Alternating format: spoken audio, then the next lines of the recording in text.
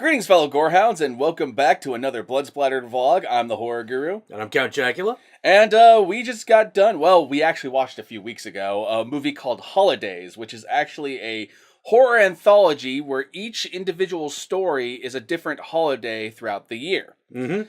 It's a bit of a mixed bag movie. Like, there's a lot of stuff I really like about it, and there's stuff that I don't really care for.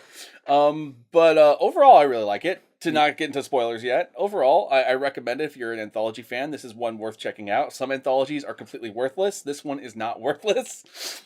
Yeah, this one isn't worthless so much as it starts out extremely strong and then goes downhill somewhere in the middle. Mm-hmm. You know, and then it picks up again, but it never quite reaches the height that it starts with. Yeah, I would agree with that. You know, I would actually say that the funny thing is I would actually say that overall, as in terms of quality of the segments, it's actually better than the majority of either Tales of Halloween or Christmas Horror Story. The problem is that Christmas Horror Story ends on a much higher note. Yeah. Well, there's a lot of segments in here that are better than just about any of the segments in Christmas Horror Story. Yeah. But the end of Christmas Horror Story is such a strong note to end on. Yeah. Tales from Halloween, I really like Tales from Halloween, so it's I don't know about that, but there's some really good segments here, and there's some dull ones. Yeah, so we're gonna go into it. So rather than go into spoilers for each segment, I think what we're just gonna do is we're gonna say this one is a mixed bag. The first few segments are really, really good. And then after about the halfway point, it starts to go a little bit downhill, and it picks up again. Mm-hmm. But you're definitely going to have that problem of, wow, these are really uneven. Yeah.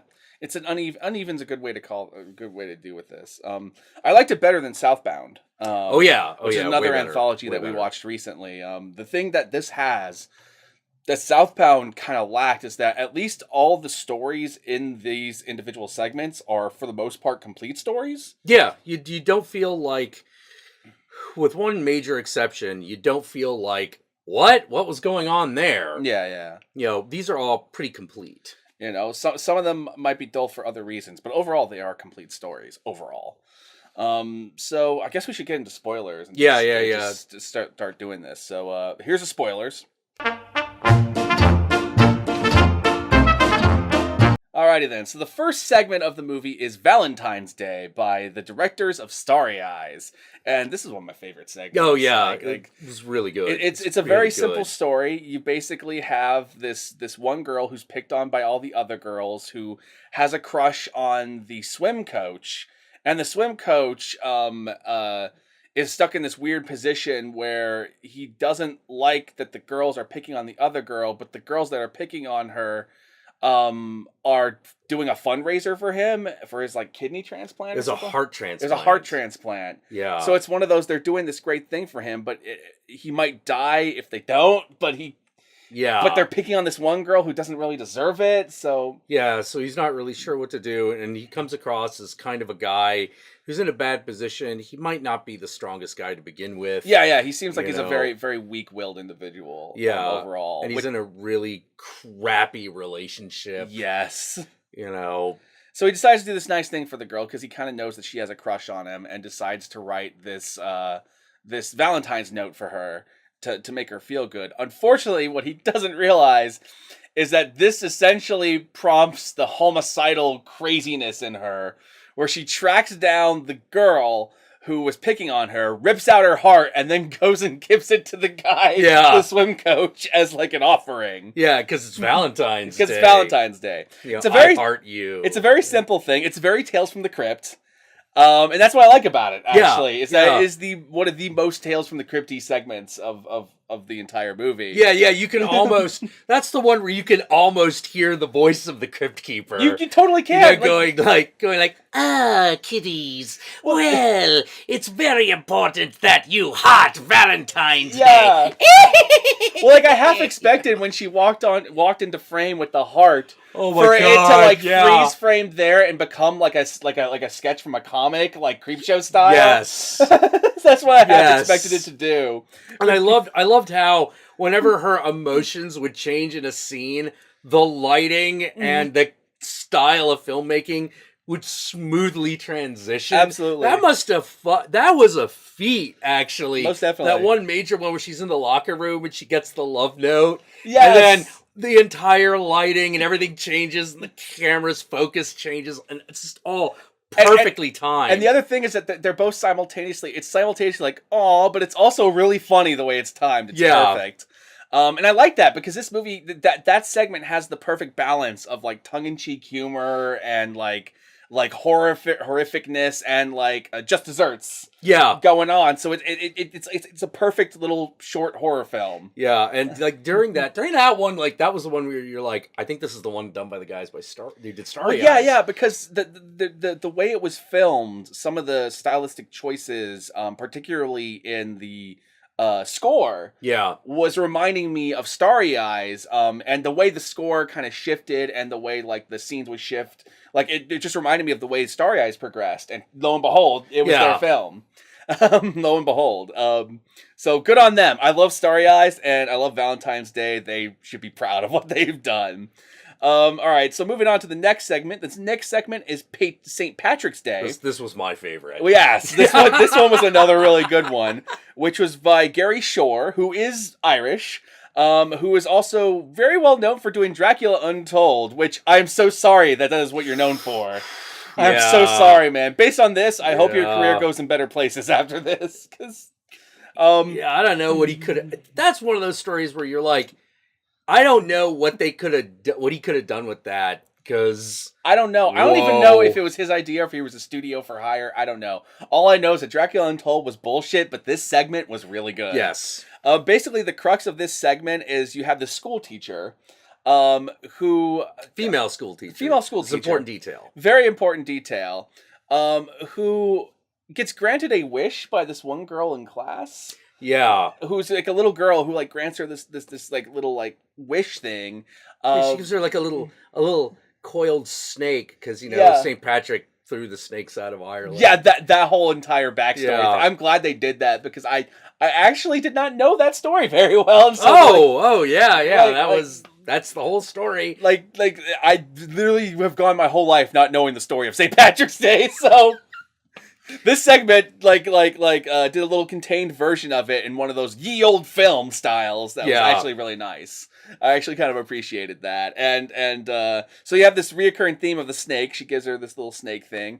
And then over the course of months, she slowly starts getting more and more pregnant. Yeah, but the pregnancy is not normal. It lasts an entire year as opposed to 9 months. Absolutely. Yeah, and it becomes very readily apparent that the doctors are like, you're pregnant with something, but it's not human. Yeah. And she's like, what do you mean? And she just refuses to give it up because she's in such denial. Yeah, she's in complete denial, and she really wants to fucking have a kid. Like, this is what she wants. And like she's getting sick, and there's like all this horrible stuff that's happening to her. There's like reptilian blood. Like it's Like she's pulling out like scaly skin slough out, and it's like, what the hell is going on? It turns out she's giving birth to a giant snake. Yes, a giant snake, and the little girl is like a fair folk. Yeah, she's like a fairy. Yeah, absolutely. And like she like goes to like this one tree to give birth to the snake. I know. Wait, she jumps. She gives her birth to the snake inside of a bathtub. Yeah, well. No, she doesn't give full birth to it, but it's living inside of her womb, and so she feeds it a fucking mouse. This is the problem with us watching it like weeks ago, is that like the series of events are kind of muddled in my brain. But you're right. The mouse sequence where she feeds the mouse into the snake, the snake vagina. You're just like, what? Now here's the thing: the segment lets you know about halfway through that she's pregnant with a snake. Yeah. So you're wondering, where the fuck do you go after you've already revealed that? And then the movie just decides, where do you go from that? You go all the way. Yeah. Yeah, absolutely. So she gives birth to the snake, and like there's another fair folk who is the guy that actually impregnated her. Yeah, the guy she had a one-night stand with. The only fucking detail she knows is that he looks like fucking John Travolta from Grease. Yeah, he's got like the pompadour hair. And the snake has the pompadour hair. He gives birth to the snake and has the pompadour, and you're like, what? Now, I don't know if that was supposed to be St. John himself, or if that's supposed to be, or St. Patrick himself. Or No, I think it's just supposed to be like a fairy prince or something. Okay, but whoever he was, it was awesome. Yeah, and the whole idea is that the fair folk are trying to bring the snakes back. Yeah. And they're just doing this, and at the end of that segment, the little girl is in another classroom with another teacher, and the cycle begins again. Absolutely, it's a really good segment. This one, for obvious reasons, reminded me a lot of Lair of the White Worm. Oh yeah. There's a lot of that hinted throughout. It is. Yeah, it's even the same. They even reference the same legend that movie does. Nice. You know, yeah, the Lindworm. You know, this is a great example of a segment that kind of knows what you expect of it, so just decides to go full with it. Yeah, there's this brilliant she has a breakdown in a fucking pet store. She gets into a fight in a baby clothing shop. Yes. And there's just all this crazy shit happening. It's another one that has a great balance of humor, of drama, of horror. Yeah, it was amazing. So, and based on these two segments, you kind of get the feeling that the vibe of this is going to be Tales from the Crypty all the way through. Yeah. Which is, as we'll learn, it's not. Which is actually to the detriment of the film, in my opinion. I feel like had it kept that tone throughout the whole thing, the way Creepshow did, this could be a modern classic. But anyway, St. Patrick's Day, really great segment. Like, absolutely my favorite. Absolutely. And then we move on to my second favorite segment. Easter. Whoa. Okay, this is from Nicholas McCarthy, who directed The Pact and At Devil's Door, which are two films I actually have not seen, even though I see them on the shelf all the time. I haven't seen The Pact either, actually. Yeah. So I had no expectations going into that segment because I don't know the filmmaker. Yeah, because you look at the cover of The Pact and it looks like complete bullshit. Yeah. So, but based on this, maybe it isn't, and we ought to give that a watch. Yeah, totally. I think they're both on Netflix, or at least At Devil's Door. I believe so. At Pact at least was at one point. Yeah, so we should check it out at some point. But At Devil's Door. Yeah, that could be a good idea. Yeah, could be. Yeah. Could be. So Easter, basically, the Easter starts off with a little girl going to bed, and she's scared of the legend of the Easter Bunny because it doesn't make sense. Yeah, it makes absolutely no sense. So she's asking her mom all these questions about Easter and Jesus and what the fuck do these have to do with one another? And her mom's just giving her the typical non-answers. Yeah, just go to sleep. Yes. Good God. Go the fuck to sleep, kid. Because it's a really legitimate question. It's what the fuck does the Easter and the Easter Bunny have to do with Jesus dying and resurrecting on a cross? Yeah, it had nothing to do with it. What the fuck? I don't understand this. Yeah, we don't even properly remember the old pagan holiday that Easter is based on. All the others we do, but Easter for some reason that's lost. I don't know exactly why. If you have any knowledge of that, feel free to drop that below, because I'm totally fascinated with mythologies and shit. Yeah, because I have some knowledge of the actual Easter holiday, but it's largely enigmatic. Absolutely. But if you're going to pull a Kirk Cameron from Saving Christmas bullshit on us... Don't do that shit. Don't bother. Don't bother. I don't fucking care how it's about Jesus. I want to know how it's not about Jesus. So anyway, little girl doesn't get her questions answered and goes to sleep.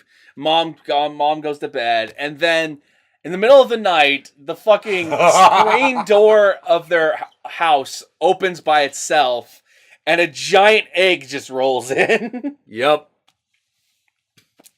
And little girl up in her room just starts hearing all this commotion downstairs. And it's what the fuck's going on?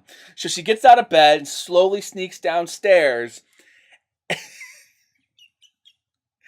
and runs into a giant creature that's done completely with practical effects. Yeah. That has bunny ears, but seems to be more humanoid. And you're what the fuck is going on? And has these holes in its hand that are laying eggs throughout the house and hiding them. And from these eggs are hatching chicks for some reason. Yeah. A little like cheep, cheep, cheep. Yes. So basically, she has run into Rabbit Jesus. Yes, it is Rabbit Jesus. It is straight up the Easter Jesus. It is Easter Bunny with big floppy ears and bunny mangled monster face. Yeah. But with like the Jesus crown throughout it, and its stigmata are literally laying eggs everywhere. Yeah. Yeah. And she sees him and freaks out. Understandably freaks out. Fucking, there's this weird scene where Easter Jesus fucking gets the little girl to like touch the fucking wound in his side, and he has an orgasm. Yes. While it happens, he's which just is like the spear. Whoa! Where the spear stabbed him. And then at the end, he's like, "You have seen me. You must take my place." It's like, we'll ever see Mom again? No. And she fucking essentially turns into the next Easter Bunny. The way he does is he lays an egg in her mouth. Yeah. And then she turns into the Easter Bunny in this nice claymation like transformation sequence, like silhouetted. And then hops up, and the mom comes down, and her daughter's gone, and there's like an egg there, I think. Yeah. The only thing there is like the egg and like a little yellow bird. Cheep, cheep. Yeah. Another segment that was this very Tales from the Crypty, very, very humorous while also horrifying and very fucked up and weird. Once again, 3 segments in a row that kind of all had this very particular, awesome, great tone, and that went all the way with their premises. Yeah, little did we know that this was the moment the crest of the wave broke. That we will have reached the apex of the film, and then we reached Mother's Day, the next segment, and this is the point where the film starts to lose me, actually. Because Mother's Day is a completely different tone from the 3 that we just watched. Very different. It is a very serious film about this woman who, for whatever reason, they can't, like, they keep terminating her pregnancies, but she keeps becoming pregnant, but she's never fucked anybody. Yeah, no. Every time she has sex, she becomes pregnant on the dot. Okay. No matter, even if she uses protection. Okay. Sorry. Oh, God damn it. I wish we had done this right after we watched it. It's cool. So she gets pregnant every time she has sex, but they keep having to terminate her pregnancy, and they're like, there's something weird going on here. And immediately we run into the first problem of the film, which is the next thing that happens makes no logical sense. Yeah. Her doctor is just like, well, it seems like medicine is not going to help you, so I'm going to send you to this place, this fraternity clinic. Not fraternity clinic. Fertility. What is it called? It's like a fertility retreat where like women like bang a pagan drums in like fucking Sedona or like a pagan pseudo new age fertility cult thing. Yeah. Which, okay, number one, I if I make the assumption that the doctor is one of those members and that's what she sent them to, okay. But why would you send a girl who's having trouble with over fertility to a fertility like thing where they're literally trying to get women pregnant? Yeah, that it made absolutely no sense. I don't get that. Number two, why would you do that before you would try to tie the tubes? Yeah. That was a big question that was hanging over me. It was really weird. Because it doesn't even come up. And I'm like, but I feel like that should have at least come up. If there's a reason why they don't, bring it up. Because it's yeah, we didn't see it in the movie. And we were like, what? Wait, that would be the logical next step. Yeah, logical next step. I keep getting pregnant. Well, why don't we tie the tubes? Yeah.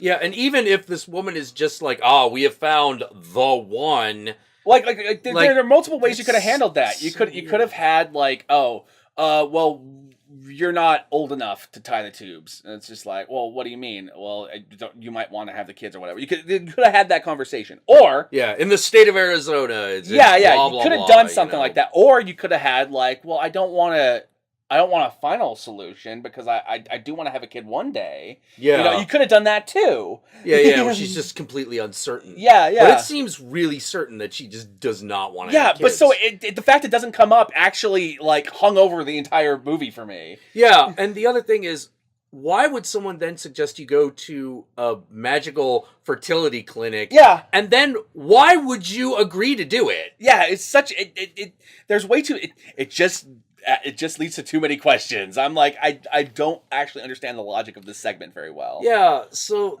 she goes to this clinic and the women are all trying to get pregnant and they see her as like some sort of like gateway. Like this old lady gets into a hot tub with them and like touches her and it's like, you're a gateway. And then she starts freaking out, but they drugged her. Yeah. So she then spends the next like 9 months in a haze, just seeing like various images of them like coming and taking care of her and stuff like that, but she can't move because they're constantly drugging her and like knocking her out. And this all culminates in her trying to run away, but then in the middle of running away, she starts to break water. Yeah, the water breaks, she goes into labor. And at this point, I'm like, this segment, we just sped through the plot, but this literally felt like it was taking forever to get to. Yeah, it felt like a good, like, 12-minute short film, and we're just, like, sitting the whole time going, like, why is any of this happening? You know, and I got the idea that it was supposed to be something about, like, you know, like, how women are always forced to get pregnant and stuff like that. I feel like it wasn't doing that premise justice. Yeah, well, it was very obviously, it had the tone of, like, women's reproductive rights, and that was once fine. Again feels really out of place in this film. In the scenario, it did. It certainly did in the scenario of the film. Of this segment itself, because you're like, wait, well, why is this? Wait, what? One action just simply does not follow the other. Yeah. You know, and it's annoying because I feel like in order to match the tone of the previous movies, like she should have went to there and then found out they're all just crazy witches or something. Yeah. Resurrect the demon through her belly or something like that. Yeah. Why did we need to do the? It's weird because it's one of those, we either needed to do the women's reproductive rights thing, or we needed to just do the crazy witches trying to get someone to give birth to a demon. But they're not. Or found a better way to transition between those two. Yeah, because I by the time like she started getting drugged and just started going through that the not hallucinations, but like the 9-month period, I was just getting really bored with the segment. Like I was trying to figure out why the doctor didn't just lie to her about what this place was. Yeah. You know, it's sort of like, oh, there's a place out there. My sister deals with cases like this. You should go there. And then she's like, okay, well, this will help me somehow. What the fuck? Hello? Do you want a new credit card? No. So, she's like, why the... I can't get over the fact that if her problem is that she's always getting pregnant and she doesn't want to be, why would you go to a fertility clinic? That makes no sense. Yeah. And to completely bypass the entire tube tying thing. Yeah. Like, she should have just lied to her and said, like, oh, my sister deals with these things. She gets there, discovers it's a fertility clinic, and is like, this isn't what I want at all. But by that point, they've drugged her. Yeah. Like, that would have at least been like, and so, all right. Got it. Done. By this point, like, when she starts running away, I'm like, okay, well, you've had this long build-up to her giving birth. This better be worth it.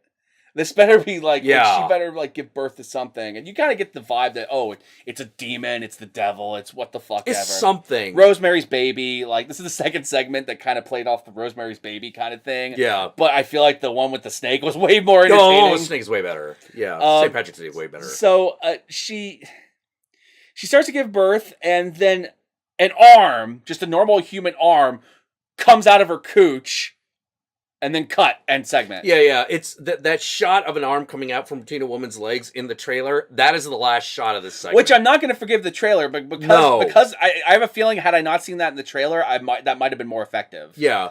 But, like, I was really annoyed that it ended there because I was, like, within, like, 5 minutes, I was like, no, I know how you could have ended that where it would have all been worth it. Because you see the shot, there are her legs, you know, between her legs are framed, like, all the women who are, like, you know, trying to give her to give birth to this thing. This arm comes out, and instead of cutting right there, it needed to go on for, like, 3 seconds, and then one of the women watching it just goes, it's a boy!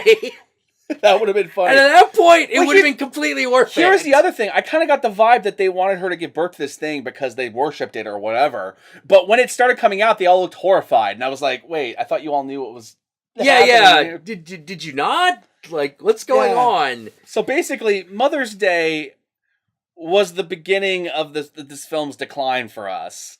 The next segment continued it. Yeah. After Mother's Day, we go straight to Father's Day. This was probably the single most disappointing segment for me. Oh, yeah.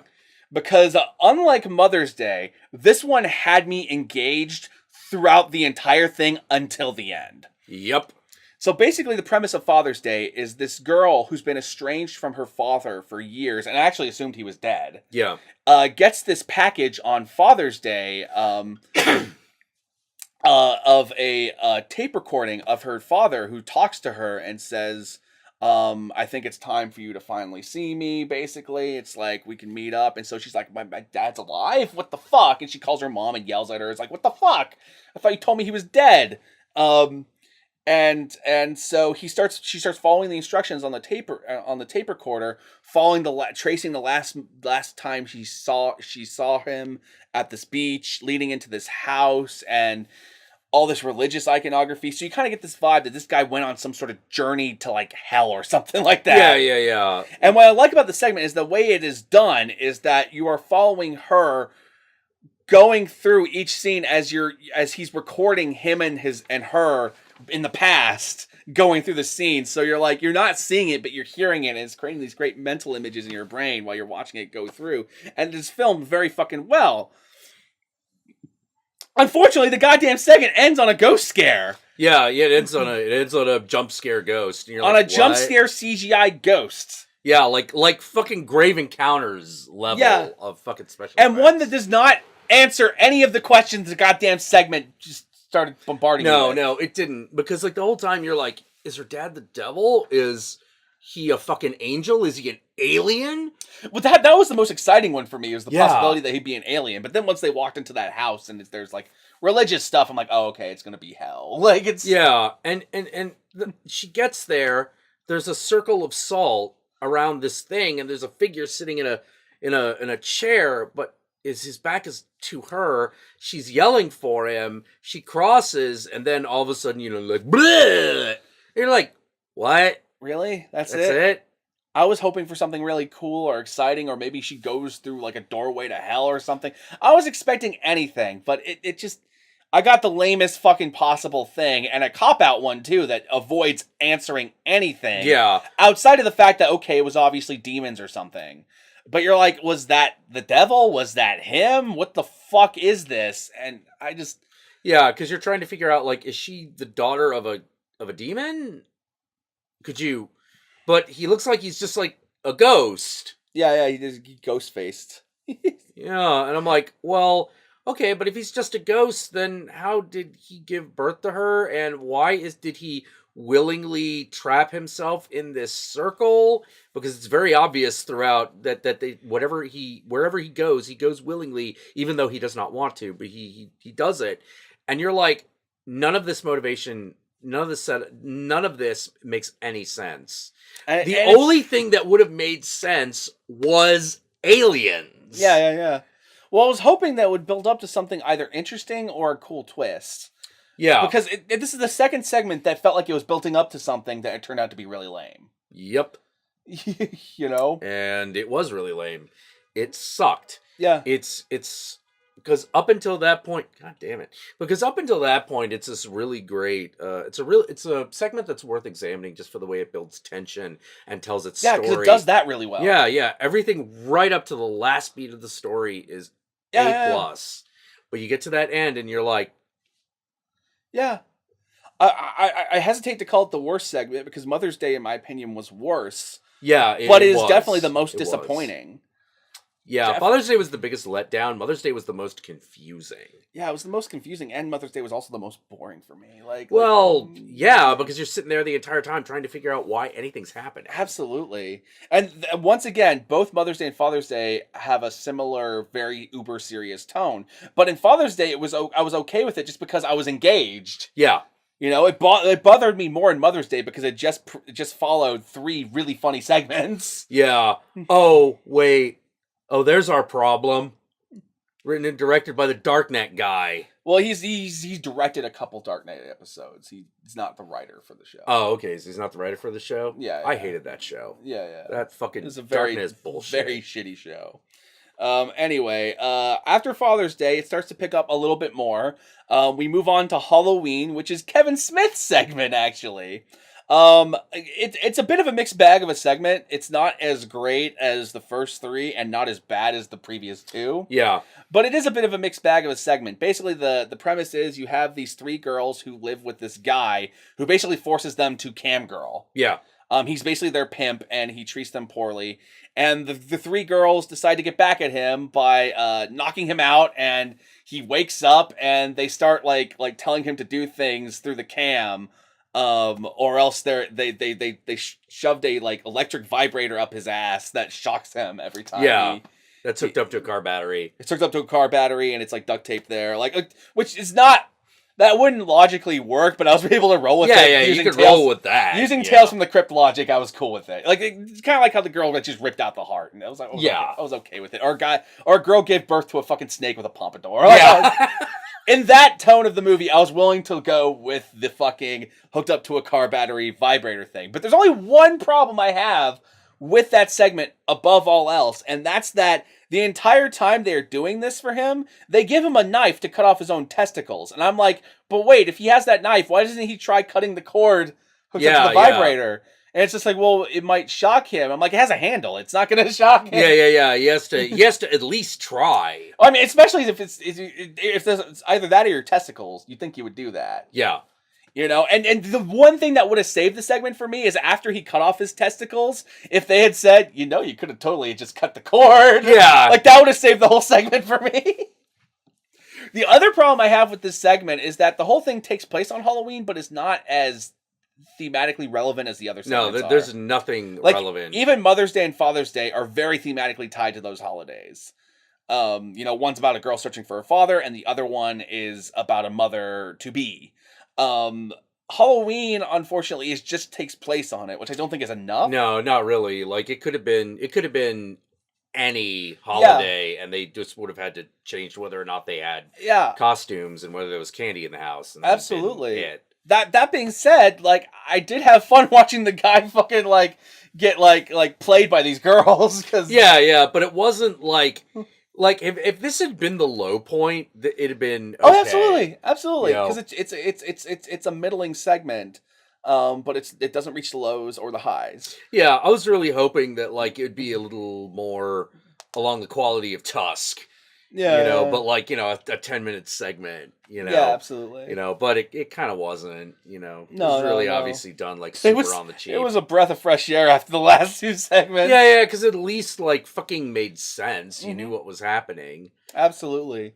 And then we move on to, and also it was in tone with the first three at least. Yeah, which I appreciated. Okay, so then after Halloween, we move on to Christmas by Scott Stewart, the director of Dark Skies and Priest. Christmas, I actually thought was starting to pick up the movie again. It was. Basically, Christmas is a guy on Christmas wants to get this toy. Played by Seth Green, who is probably the most exciting part of this segment is watching him be Seth Green. He's supposed to get this present for his kid that is this visor you put over your head. And this guy buys the last visor that he goes in to try to buy, even though it was the one that he told him to save for him to get there. Someone buys it before he gets there. Yeah, by all rights, it should be his. Yes. And as the guy is leaving in the parking lot, he goes to beg him. He's like, please, I need this for my kid. I promised him I'd get it. It's basically kind of like one of those, that one movie with Arnold where he's like... Jingle All the Way. Yeah, it's basically like a little Jingle All the Way kind of situation. So the guy says, no, you're lost, tough loss, and starts heading to his car, has a heart attack on a way to get the car. And Seth Green's character starts to call the police, but then realizes he could steal the toy, give it to his kid, and let this fucker die because he's a piece of shit anyway. Yeah. So he chooses that. He does that. He goes home, he gets the toy. It turns out what the toy does is when you wear it, it's hooked up to the internet and shows you who you really are or something like that. Well, it shows you it's basically kind of vague virtual reality visor that shows you like your greatest desire or your inner thoughts. Mm-hmm. You know? Yeah, I'm not entirely sure how the technology works, Yeah. but it was one of those things I was willing to roll with. Yeah, and it very obviously also shows you like past memories. Yes, yes.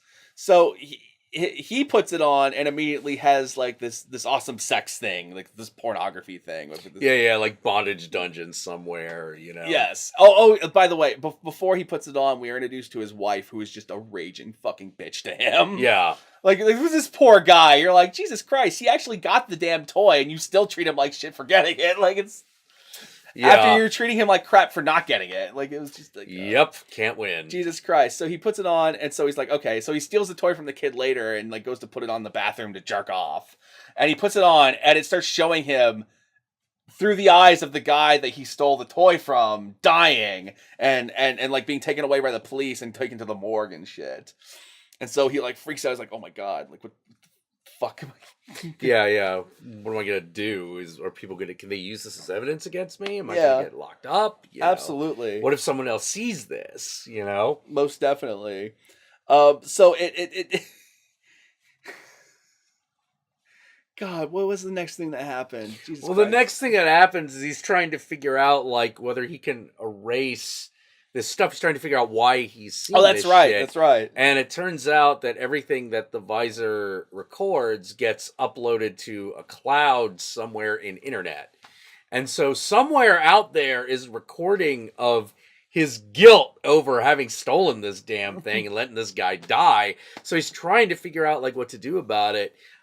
Meanwhile, he comes back and his wife has seen it. But it turns out that for some reason, this act of like evil turns her on. And they have the best, wildest sex ever. Yeah. But then it turns out he discovers that the wife is also using it. And so he puts it on, and it is her murdering her boss. Yeah, and Dexter style. Yeah. And it leaves open the question of whether or not that was a fantasy or she actually did it. Yes. And you can kind of go either way there. It's like, why did she find it so hot? Well, it was a fantasy. Or she kills anyway, and he's married a murderer and didn't realize it. Yeah.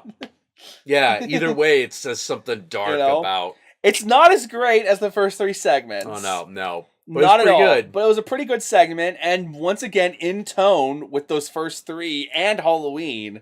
So Mother's Day and Father's Day literally feel like these weird little outliers. And so then we move on to New Year's Eve, which is another one of my favorite segments. Probably my third favorite is New Year's Eve.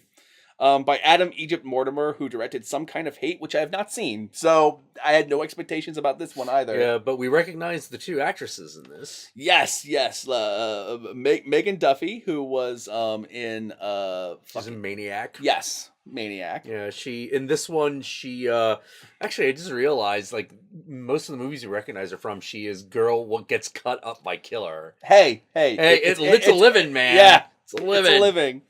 And Lorenza Izzo, who I believe is Eli Roth's wife. Yeah, and star of The Green Inferno. Yes, as well as Knock Knock. Yep. And basically, there's this guy who at the beginning of the segment kills this girl he went on a date with. You get the feeling that he is a psychopath who goes on blind dates online, and then when they go south, he kills them. Yep. That seems to be his MO.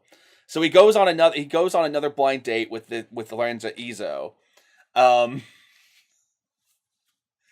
It starts going out really well. Like she invites him back to her house and to have. Well, it goes really awkwardly, Yeah. but like she kind of warms up because to it's New Year's. She's like, I don't want to spend New Year's alone, so you want to go back to my place? Yeah, you'll do. Yeah, you know. And he's like, yeah, I'm gonna fuck. It's gonna be great. They get back there, and she's like, I'm going to go put some clothes on. And he's like, okay, I got to go use the bathroom. He starts getting ready to fucking kill her. But he finds dead bodies in the fucking bathtub. Yep. Turns out this girl is just like him, and she just fucking vivisects dudes. And the rest of the segment is basically them trying to kill each other in this apartment, violently and viciously. Culminating in him just fucking getting murdered, just fucking death. Yeah. As the fucking like The ball drops. Yeah. It's a very simple segment, very well executed, going exactly where you think it is, but going all the way with it. Yeah. Also in the same kind of humorous tone as the first three and Halloween and Christmas. Is a solid way to end this. It is. I feel like that's of the last three segments is the one that is the most on par with the first four. Yeah, yeah. I like that segment. Overall, as you can tell, like I just went over 1, 2, 3, 4, 5, 6, 7, 8 segments, and 1, 2, 3, 4, 5, 6, 1, 2, 3, 4, 5, 6. 6 of them are worth watching. Yeah.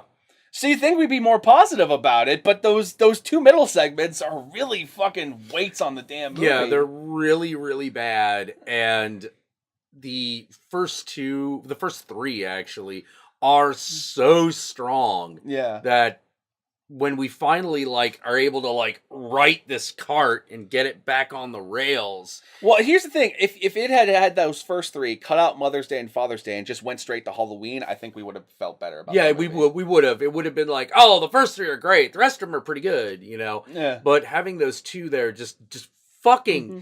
That one that's just dog shit, and the other that just has the worst ending. Mm-hmm. Like, or even if it was there was just one of them and not both of them back to back. Yeah. Yeah. It just, good God, like, I don't know what to say, man. Like, I feel weird about, like, I'm happy that we're getting, like, a bunch of these anthology movies, because I really do feel like a lot of great horror exists in the short format. Oh, most definitely. I love anthology films, and I like this movie despite my distaste of the other two segments. Like, yeah. So it's always really hard to rate an anthology film like this because it has really high highs and really low lows. Absolutely. Yeah. But I feel like the best rating we could possibly give it is basically a let's see, like it's a 6 out of 8. 6 out of 8. Yeah. You know, that's probably a good way to put it. You know, a 6 out of 8, maybe more of a 5.5 out of 8. Like, I don't know. Yeah. I think. Wow. Don't know what else to say there, but at the very least, you should watch the first three. If nothing else. First three and the last one. Yeah, last one. But I mean, if you want to watch the whole thing, go ahead. Like, absolutely. If you love anthology horror films, this one is worth checking out. It is not as frustrating as Southbound was. For us. No. Southbound was kind of consistently poor quality. Mm. You know, like just didn't quite add up. Well, Southbound had the opposite problem, where literally the best segment was like the middle one. Yeah. You know. Yep. So anyway, guys, I don't know what else to say about this. Yeah. So we're working on new episodes. They'll come out soon, and until then, catch y'all later, my fellow gorehounds.